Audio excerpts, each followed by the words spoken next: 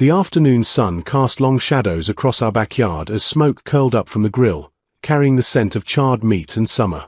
It should have been perfect, one of those lazy Saturday gatherings where friends drink too much beer and tell the same old stories.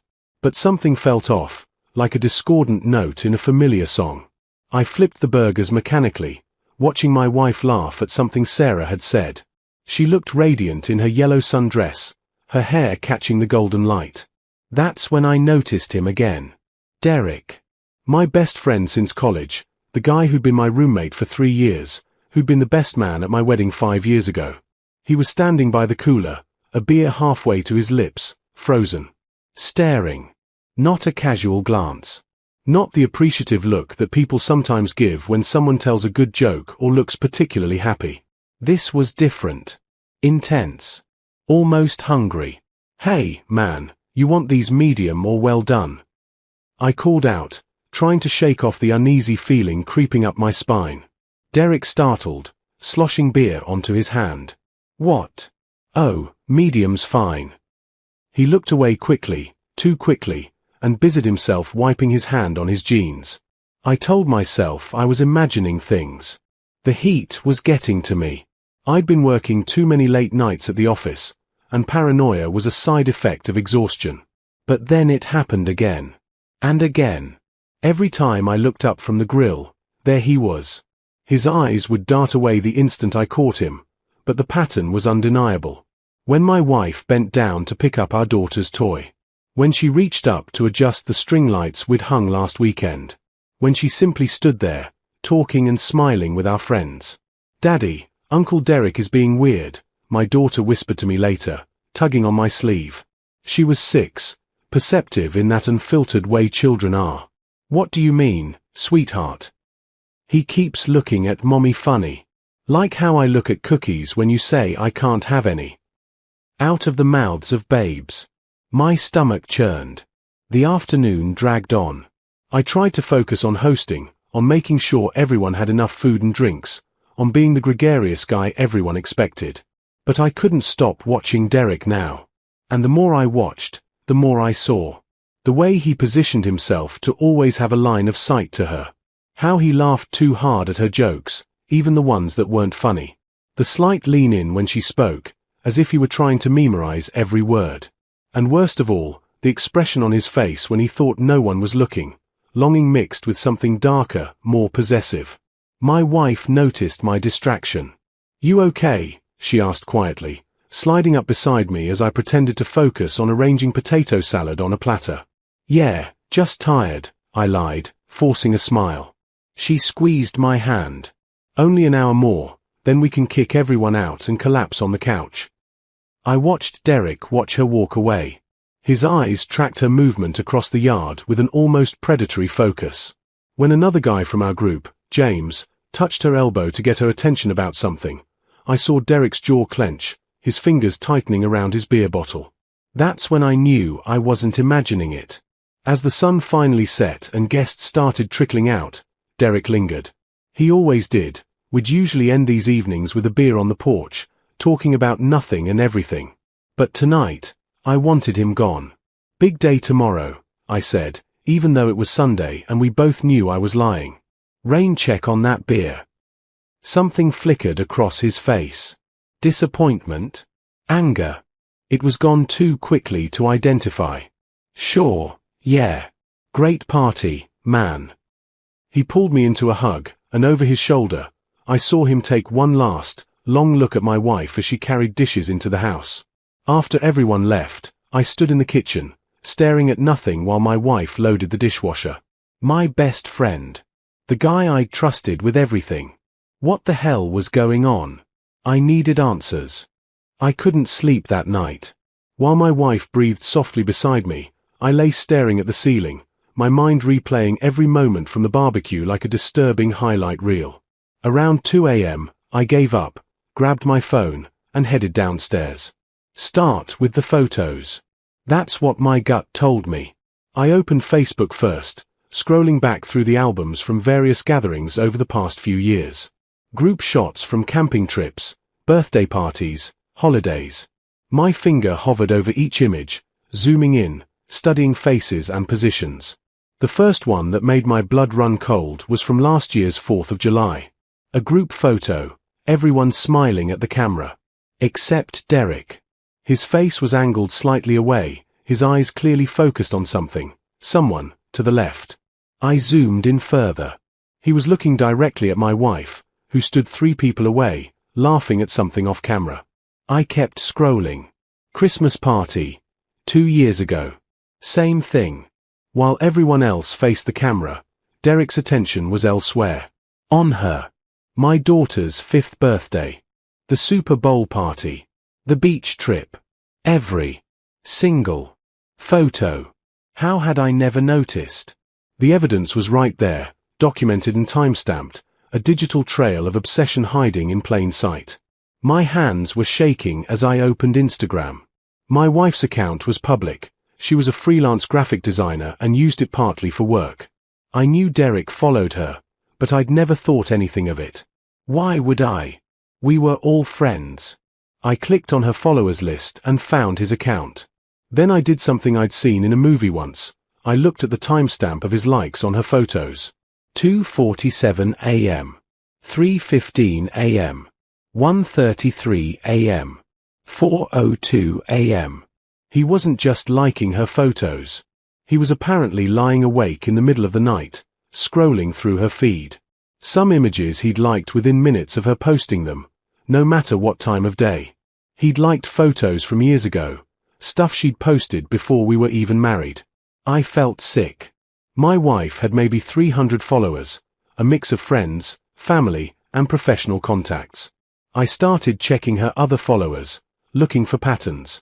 Most people liked occasional photos, commented here and there. Normal stuff.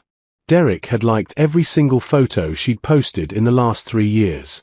Every single one. And the comments, they seemed innocent enough at first glance. Great shot. Love this. Beautiful work. But now, knowing what I knew, they read differently. More personal. More intimate. I created a burner Instagram account and looked at Derek's own profile. It was sparse. He'd never been big on social media. But I noticed something odd. Several of his photos had locations tagged. Coffee shop downtown. The park near the city center. The farmer's market. All places my wife frequented. Places she'd mentioned or posted about. Was he following her? I grabbed my laptop and opened his Facebook profile on the larger screen. We'd been friends for 15 years, so I had access to pretty much everything. I went to his photos, the ones he was tagged in rather than the ones he'd posted. There. A photo from 3 months ago, posted by another mutual friend. It was from a concert downtown that I couldn't attend because I'd been sick. My wife had gone with a group of girlfriends. And there, in the background of a crowd shot, barely visible but definitely there, was Derek. He'd never mentioned going to that concert. When I'd asked him what he did that weekend, he'd said he stayed home and watched Netflix. My coffee had gone cold. The sun was starting to rise, painting the kitchen in shades of grey and pink. I felt like I was losing my mind, seeing connections that might not exist, but also knowing, absolutely knowing, that something was deeply wrong. I pulled up our text thread next. Derek and I texted almost daily, sports scores, memes, random thoughts. But I scrolled back, looking for anything unusual. Most of it was mundane, but then I noticed gaps. Times when he'd mentioned being busy or unavailable that coincided with events my wife had posted about on social media. The yoga class she taught at the community center on Tuesday nights. Derek had cancelled on our standing Tuesday dinner 3 times in the past 2 months, claiming work obligations. My wife's book club that met at the library the first Thursday of every month. Derek had suddenly started going to the same library, posting about what a great quiet workspace it was. The pieces were falling into place, forming a picture I desperately didn't want to see. But I needed concrete proof. I needed to know if this went beyond creepy observation. Had he acted on these feelings? Had he tried to contact her privately? I looked at my wife's phone, charging on the counter. I'd never been the jealous type, never felt the need to snoop. We had each other's passcodes for practical reasons, She used mine to check notifications when I was driving. I used hers to find her phone when she lost it. My hand reached for it, then pulled back. This felt like crossing a line. But hadn't Derek already crossed every line? Didn't I need to know? I picked up the phone. My wife's phone felt heavy in my hand, like it carried a weight beyond its physical presence. I entered her passcode with trembling fingers, each number a small betrayal of trust. But was it a betrayal if I was protecting her? Protecting us? The home screen lit up. Messages, email, Instagram, Facebook. Where to start? I opened her text messages first, scrolling through the recent conversations. Mom, sister, her best friend Rachel, work contacts, me. Nothing from Derek. But that didn't mean nothing had happened. I went to the search bar and typed his name. One thread appeared. My heart hammered against my ribs as I opened it. The messages were old, from 3 months ago. Late on a Saturday night, I remembered that weekend. I'd been at a bachelor party in Atlantic City. My wife had stayed home, said she was looking forward to a quiet weekend with our daughter. Derek, hey, you up? The timestamp read 11:47 p.m. My wife, yeah, just put Emma to bed. Everything okay? Derek, been thinking about you. I stopped breathing. The message just sat there, 3 words that changed everything. My wife, that's sweet. We're thinking about you too. Are you feeling better? You seemed off at dinner last week. Derek, no, I mean really thinking about you. You're so beautiful. Always have been. Do you ever think about what might have happened if? The message cut off there. A few minutes passed with no response from my wife. Then, Derek, sorry, that was inappropriate. Had too much to drink. Please forget I said anything. My wife, Derek, you're a great friend and we love you, but I think you should get some sleep. We can talk tomorrow if you need to. Derek, don't tell him. Please. It would ruin everything. I'm so sorry. My wife, get some rest. We'll forget this happened. The conversation ended there. No follow-up. I checked the dates again. This was 3 months ago. She'd never mentioned it to me. Not a word. I didn't know what to feel. Relief that she'd shut it down? Anger that she'd kept it secret? Betrayal that Derek, my best friend, the man I trusted completely, had tried this? I kept searching. Email next. I logged into her Gmail and searched for his name. A few group email chains, nothing suspicious. But then I checked her spam folder, remembering that sometimes messages from people you don't regularly correspond with end up there. There. One email. Sent 2 weeks ago, 3:24 a.m. Subject, I'm sorry. The body of the email was longer, rambling. I could tell he'd been drinking, the typos, the stream of consciousness style. I know I promised to forget about it and I've tried. God knows I've tried. But I can't stop thinking about you. Every time I see you, it's like my chest is being crushed. You're perfect. You're everything I've ever wanted. I know you're happy with him and I should be happy for you both. But I'm not. I'm miserable. I watch you together and I want to scream. I was there first. I knew you first. Do you remember that night in college, before you two got together? We talked for hours at that party. I wanted to kiss you so badly, but I was too scared. And then he made his move and I stepped back. I've been stepping back ever since. But I can't anymore. I need you to know how I feel. Maybe you feel it too. That connection between us? I see the way you look at me sometimes. Maybe I'm crazy. Maybe I'm destroying everything. But I had to tell you. I love you. I've always loved you. I had to read it twice. Then 3 times. Each word felt like a punch to the gut. My wife had never mentioned this email either. Had she even seen it? I checked. Yes, it had been opened. Read. But there was no response. I went back to her text messages, searched for any conversation with anyone about Derek in the past few months. There, a thread with her best friend Rachel. My wife. Derek sent another weird message. I don't know what to do. Rachel, did you tell him yet? My wife. No. It would destroy their friendship. Maybe I should just be less friendly. Keep more distance. Rachel, girl, he's not getting the hint. You need to tell him or it's going to get worse. This is harassment at this point. My wife. I know. They've been friends for so long. I don't want to be the reason that falls apart. Rachel, you're not the reason. He is. His feelings, his problem. You've been clear. This isn't on you. My wife, I'll think about it. Maybe after the holidays. I don't want to make things awkward for everyone. The conversation was from 6 weeks ago. The holidays had come and gone. The barbecue had happened. And she still hadn't told me. I sat there in the pre-dawn darkness, my wife's phone in my hand, feeling like my entire world had shifted on its axis. Derek had been in love with my wife, maybe for years, maybe since before we got together. He'd been sending her inappropriate messages, probably showing up at places she frequented, obsessing over her social media.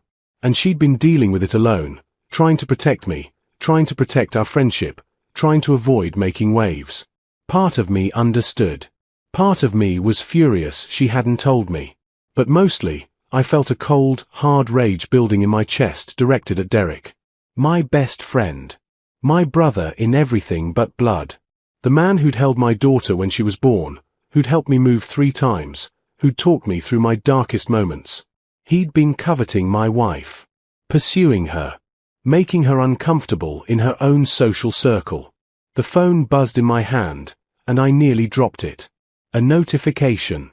Instagram. Derek had just liked my wife's latest photo, the one she'd posted from the barbecue yesterday. A group shot of all the women at the party. Posted at 6:47 a.m. He was awake right now, scrolling through her photos. Thinking about her. Obsessing. I put the phone down carefully and walked to the window. The sun was fully up now, painting the street in shades of gold. Across town, Derek was in his apartment, probably in bed, probably alone, probably thinking about my wife. What was I going to do? I made coffee with mechanical precision, each movement automatic as my mind raced through scenarios. Confront Derek? Tell my wife I knew? Pretend I discovered nothing and watch it all unfold? Each option felt wrong in a different way.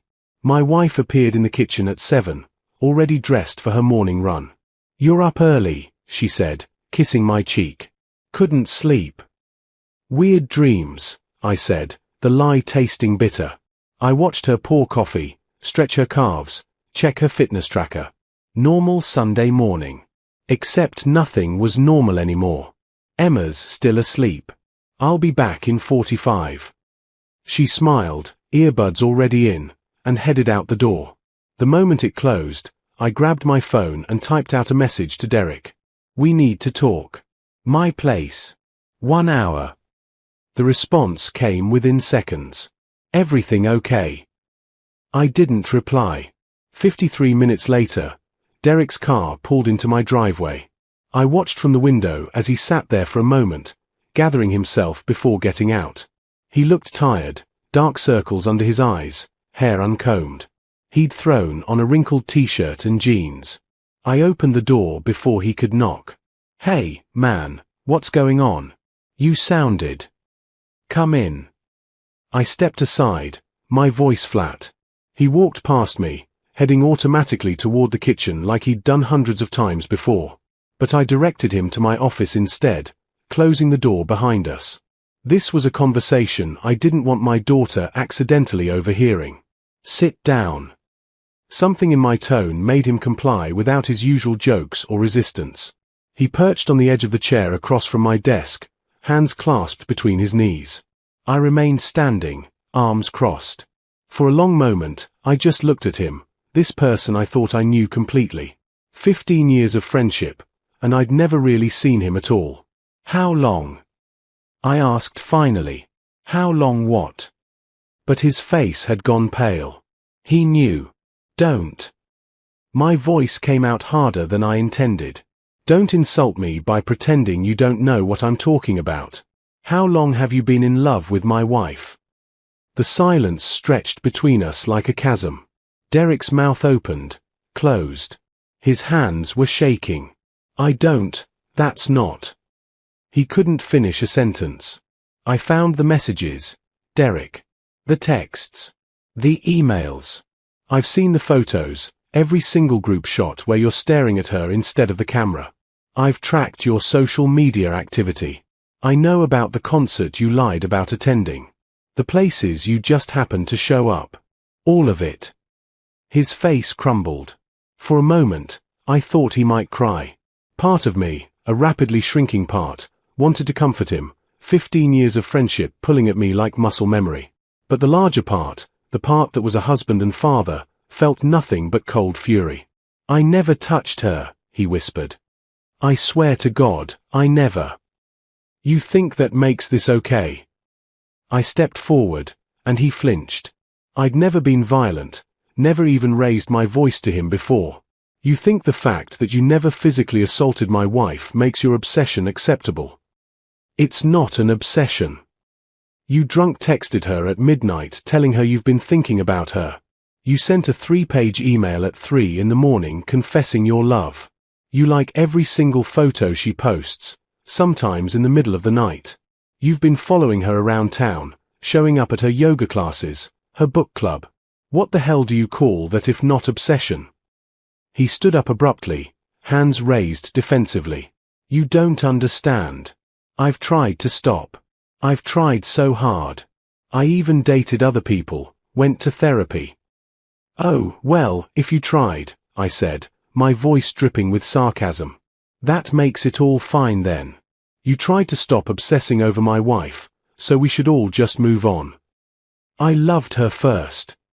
The words exploded out of him, raw and desperate. Before you even noticed her, I was in love with her. That night at Tyler's party, sophomore year, I talked to her for hours. We connected.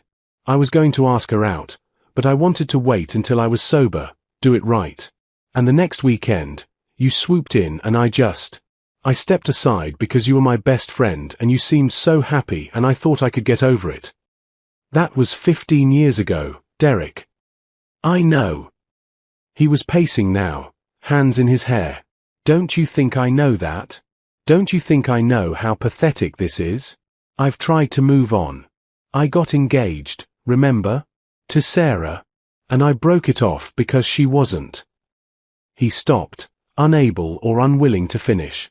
She wasn't my wife, I finished for him. You broke off an engagement to a woman who loved you because she wasn't the woman you couldn't have. He sank back into the chair, head in his hands. I'm sorry. I'm so sorry. But I can't control how I feel. You can control your actions. I slammed my hand on the desk, making him jump. You can control sending inappropriate messages. You can control showing up at places she goes. You can control spending your nights stalking her social media. You had a choice in all of this, and you chose to be a creep. Does she hate me? His voice was small, broken.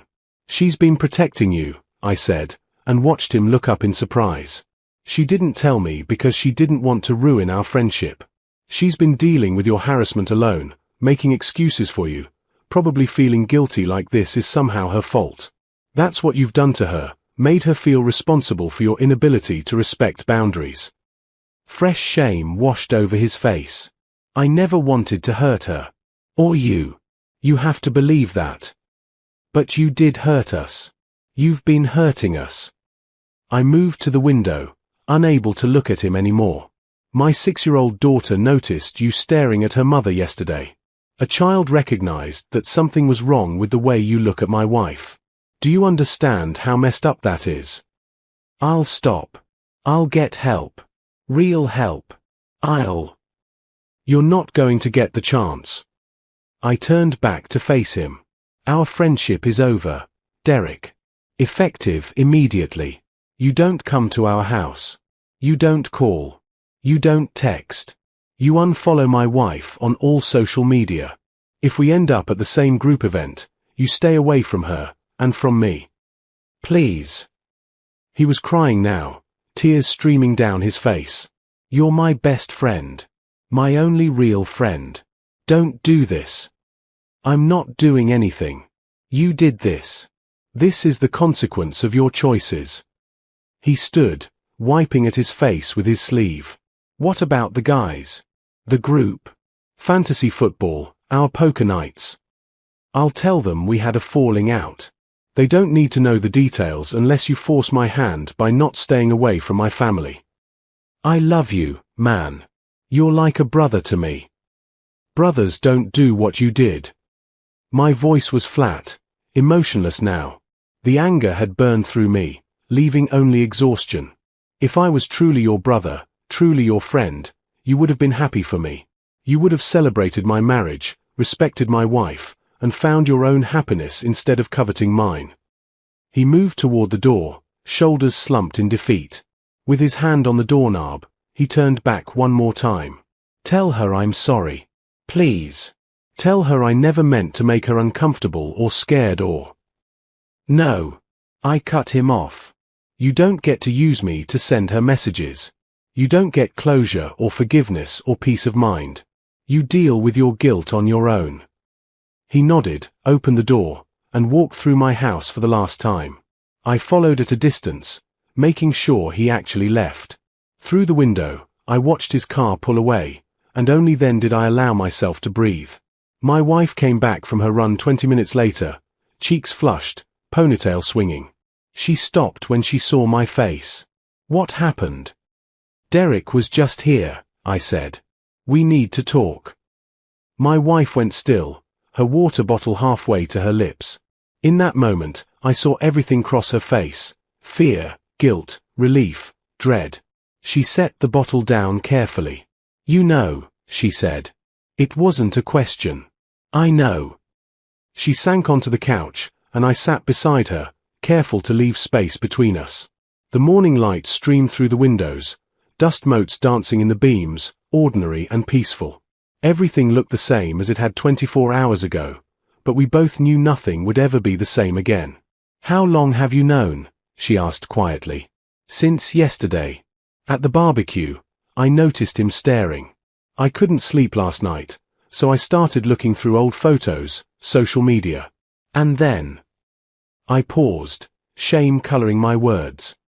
I looked at your phone. I saw the messages. I expected anger at the invasion of privacy. Instead, she just nodded, her shoulders dropping as if she'd been carrying a heavy weight and could finally set it down. I should have told you, she whispered. God, I should have told you months ago. Years ago, maybe. Why didn't you? She was quiet for a long moment, her fingers twisting together in her lap. At first, I thought I was imagining it. Just paranoid, you know? Derek was your best friend. He was always around, always friendly. I thought maybe I was misreading normal friendship as something else. When did you know for sure? About a year ago. We were all at Jake's wedding, remember?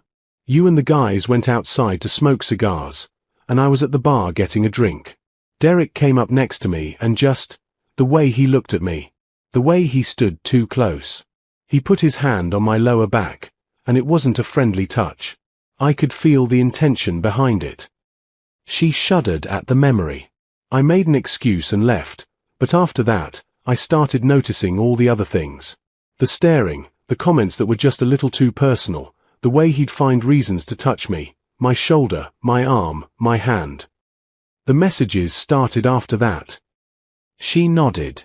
The first text came about 3 months after the wedding. I shut it down, told him it was inappropriate, that I loved you and he needed to stop. He apologized, said he'd been drinking, that it wouldn't happen again. I believed him because I wanted to. Because the alternative meant admitting that your best friend, a man we'd trusted around our daughter, was. She trailed off, unable to finish. Obsessed with you. Yes. The word came out as a sigh. And then the email came, and I knew it wasn't going to stop. I talked to Rachel about it. She said I needed to tell you, that you deserved to know. But every time I tried, I thought about what it would do to you. You and Derek have been friends since college. He was your best man. He's Emma's godfather. I couldn't bear being the reason that friendship ended. I took her hand, and she gripped it tightly.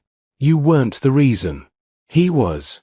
His choices, his actions, his refusal to respect boundaries, that's what ended our friendship. I kept thinking he'd get over it, she continued, tears now streaming down her face. That if I just stayed polite but distant, he'd eventually move on, find someone else, and we could all go back to normal. I didn't want to make you choose between us. I didn't want to be that wife who tears her husband away from his friends. You're not that wife. You're the woman who tried to protect everyone, even at your own expense. I pulled her closer, and she leaned her head on my shoulder. But you should have told me. This shouldn't have been your burden to carry alone. I know. I'm sorry. I just kept hoping it would resolve itself. It was never going to resolve itself. I saw the pattern, the escalation. Obsessions like that don't just fade away without intervention. She pulled back to look at me, worry etched in her features. What did you say to him? When he was here this morning? I told her everything, the confrontation, his confession about loving her since college, his pathetic justifications, my ultimatum. She listened without interrupting, fresh tears falling as I described how he'd broken off an engagement because his fiancée wasn't her. That's so sad, she said when I finished. Not for him, I mean, yes, it's sad for him too, but I was thinking about Sarah. She probably had no idea why he really ended things. That was so like her, finding compassion even for people on the periphery of this mess. It was one of the reasons I loved her. He's out of our lives now, I said firmly. I made it clear, no contact with either of us, especially not with you. If we see him at group events, he keeps his distance. The guys are going to ask questions. Let them. I'll tell them we had a falling out. If Derek tries to spin some other story, I'll tell them the truth. I paused. Actually, I think I need to tell at least a few of them the truth anyway. They should know to watch out for this kind of behavior, to take it seriously if their wives or girlfriends mention someone making them uncomfortable. She nodded slowly. Rachel said something similar. That women deal with this stuff all the time and we normalize it, make excuses for it, try to manage it ourselves because we don't want to cause drama. You shouldn't have to manage it. No one should. I thought about my daughter, asleep upstairs, oblivious to all of this. I want Emma to grow up knowing that if someone makes her uncomfortable, she tells us immediately.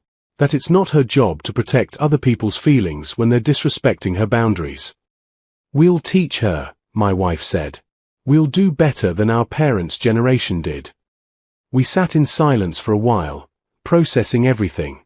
The betrayal, the relief that it was finally in the open, the strange grief that comes with losing a friendship even when you know it's necessary. Are we okay? She asked finally. You and me. Yeah, I said, and meant it. I wish you'd told me sooner, and I'm sorry I invaded your privacy by looking at your phone, but we're okay. Better than okay, because now we're dealing with this together instead of you handling it alone. She kissed me, soft and grateful. I love you. So much. You have to know that there was never any part of me that. I know. I never doubted you, not for a second. This was all him. What about the group? Our friends?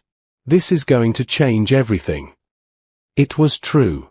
Derek was woven into our entire social fabric. Holidays, birthdays, weekend hangouts, he'd been there for all of it. His absence would leave a hole, and people would notice. Some things will change, I acknowledged. But the people who matter, who really know us, they'll understand. And the ones who don't, maybe they weren't as good friends as we thought. Over the next few weeks, the ripples of Derek's exile spread through our social circle. I told our closest friends the truth, not every detail, but enough. The reactions varied. Some were shocked. A few admitted they'd noticed something off about how Derek acted around my wife but hadn't wanted to say anything. One friend, Marcus, shared that his girlfriend had mentioned feeling uncomfortable around Derek at a party last year. I should have listened to her, Marcus said, shame evident in his voice. She said he kept trying to dance with her, Wouldn't take no for an answer. I told her he was just drunk and friendly. I'm an idiot. We all missed it, I said. Or we saw pieces but didn't put them together. That's what these guys count on. That will make excuses for them because they're our friends. Derek made a few attempts to reach out in those early weeks. A long email to me that I deleted without reading. A letter delivered to our house that went straight into the shredder. My wife told me he'd sent her flowers at work with a card that said, "I'm sorry for everything." She threw them away and had HR send a formal letter asking him to cease all contact. "It feels harsh," she admitted one night as we were getting ready for bed. "He's clearly suffering." "He's suffering consequences," I corrected gently. "There's a difference. And I know it feels harsh because you're a kind person, but maintaining boundaries isn't cruelty. It's self-protection." Emma asked about Uncle Derek a few times. We kept our explanation simple and age-appropriate. Sometimes grown-ups stop being friends, and that's okay, people change. She accepted it with the resilience of children and moved on. Months passed. Our lives adjusted to the new normal. We still saw our friends, still hosted gatherings, but there was a Derek-shaped absence that everyone felt but rarely mentioned. I heard through the grapevine that he'd started therapy, that he'd taken a job in another city and was moving away. Good, I thought. Distance would help everyone heal. One evening, almost 6 months after the confrontation, my wife and I sat on our back porch, the same spot where the barbecue had taken place. Emma was at a sleepover, and we had a rare night alone. "Do you ever think about what he said?" my wife asked. "About loving me since college, about seeing me first?" "Sometimes," I admitted. But then I remember that love isn't about who saw someone first or wanted them longest. Love is about respect, partnership, choosing someone every day and being chosen back. He never loved you, he loved an idea of you, a fantasy he built up in his head. Real love doesn't make someone uncomfortable. It doesn't ignore boundaries. It doesn't put its object on a pedestal while tearing down her actual life and choices. She squeezed my hand. "When did you get so wise?" "I've had a lot of time to think about it." I pulled her closer. "And I've realized something else. This experience, as awful as it was, showed me how strong you are. How you tried to handle an impossible situation with grace and kindness, even when you shouldn't have had to.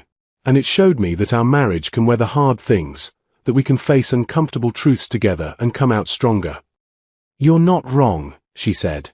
"But I don't recommend it as a bonding experience." I laughed, and it felt good. Normal. We'd been doing more of that lately, laughing, enjoying each other, reclaiming our space and peace. "There's something I want to do," my wife said suddenly. "I want to throw another barbecue. Here. Same spot. Invite all our friends, the ones who stood by us. I want to make new memories in this space, better ones that don't have his shadow over them. I think that's a great idea. And I want to tell people, other women especially, about what happened. Not in a gossipy way, but as a warning, a reminder to trust their instincts. If I'd spoken up sooner, maybe we could have avoided months of stress and anxiety. You were doing your best with a difficult situation. But yes, if sharing our story helps someone else recognize the warning signs or feel empowered to speak up, that's a good thing." The next weekend, our backyard filled with friends again. The same string lights, the same grill, many of the same people. But everything felt different. Lighter. There was laughter and easy conversation, no undercurrent of unease, no one's eyes where they shouldn't be.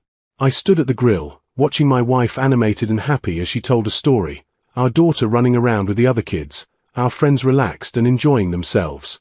This was what gatherings should feel like. Safe. Joyful. Uncomplicated. Later, as people were leaving, Rachel pulled me aside. "Thank you," she said. "For what?" "For believing your wife. For not making excuses for him or asking her to tolerate it for the sake of keeping the peace. You'd be surprised how many men don't do that.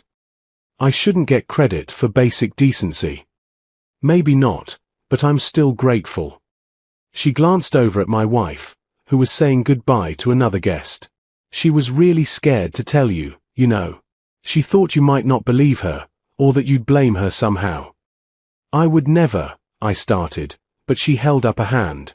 I know that now, and so does she. But a lot of women have experienced the opposite. They speak up about harassment or uncomfortable behavior from their partner's friend or family member, and they get told they're overreacting, being dramatic, trying to cause problems. She smiled sadly. The fact that you immediately believed her, took action, and prioritized her safety over friendship, that means everything. After everyone left, my wife and I cleaned up together in comfortable silence. When the last dish was put away and the trash taken out, she turned to me. "Thank you," she said, echoing Rachel's earlier words. "You don't need to thank me." Yes, I do. For seeing what was happening. For ending it. For making me feel safe again in my own life. She wrapped her arms around my waist. I didn't realize how much stress I'd been carrying until it was gone. I can breathe again. I held her close, breathing in the scent of her shampoo, feeling her heartbeat against my chest. We protected each other. That's what marriage is. Is this the end of it, do you think? Is he really gone? I think so. He's in Portland now. New job, new life. And even if he comes back to visit, he knows the boundaries. He knows what he stands to lose if he crosses them again. Our friends. His reputation. Any remaining dignity. Exactly. He lost me as a friend, but that was just the first domino. He knows if he tries anything else, everyone will know the whole truth. That's a powerful deterrent. She pulled back to look at me. Do you miss him? The friendship you thought you had? I considered the question carefully. I miss what I thought we had. I miss the idea of a best friend who had my back, who I could trust completely. But the reality, the person he actually was, who could lie to my face while obsessing over my wife? No, I don't miss that person at all. I hope he gets help. I hope he figures out whatever broke inside him that made him think this was okay. That's more generous than he deserves, but it's very you. I kissed her forehead. Come on. Let's go to bed. Emma will be back early tomorrow, and you know she's going to wake us up at dawn to tell us everything about the sleepover. As we walked upstairs, my wife paused at Emma's door, looking in at the empty bed. Do you think we should tell her the real reason someday? When she's older? Maybe, I said. If it's relevant, if it can teach her something important about boundaries and self-respect. But for now, she doesn't need to carry that weight. That night, I dreamed about the college party Derek had mentioned, the one where he'd talked to my wife for hours, where he'd planned to ask her out. In my dream, I saw it from his perspective, a young woman laughing at his jokes, engaged in conversation, connecting. And I saw the moment he decided to wait, to do it right, and the moment he saw me approach her the next weekend. But then the dream shifted, and I saw it from my wife's perspective. A friendly conversation at a party, nothing more. No spark, no connection beyond casual friendliness. And then the next weekend, meeting me, and the immediate chemistry we'd both felt, the way we'd talked until 3 a.m., the way she'd looked at me like I was exactly who she'd been waiting for. I woke with the understanding that Derek's version of that night, the one he'd built his obsession on, had never been real. He'd created a fantasy from a friendly conversation and spent 15 years nurturing it, feeding it, letting it grow into something monstrous.